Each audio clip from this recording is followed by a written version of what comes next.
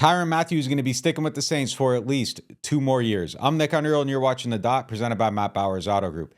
The Saints and the safety reworked his deal this week to add another year to his contract, which means that Mathieu will stick with the Saints for at least the next 2 years. That means he's going to be here through his age 33 season, but Mathieu remains a highly productive player for this team. He's had 7 interceptions over the last 2 years. He's been one of the team's steadier players on defense. And off the field, he is a huge leader in the locker room, which is a huge thing for this team as they continue to try to rebuild their culture after saying it got a little bit away from them last season. So the Saints keep one of their better players. They keep one of their huge leaders. And for Mathieu, this is a deal that makes a lot of sense. The league's moving away from valuing safeties. You see guys getting cut all across the league, and Mathieu is now locked in for 2 seasons. To get that second year on his contract, he took a little bit of money off the top, so that means that he's going to make a little bit less per year, but he gets 2 years out of that deal, so it's smart for him. Now, this move is also going to lower Mathieu's cap number, so that's going to take care of some of that deficit, and now the team is able to move forward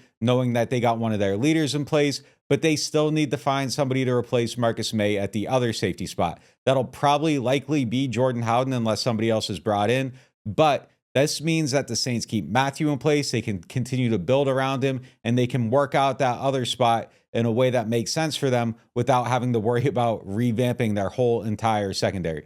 Free agency starts next week. If you aren't yet subscribed to NewOrleans.Football, make sure you do that. Use the code NOF to save 20% off your first payment, and we'll have all your coverage of everything the team does over the next few weeks.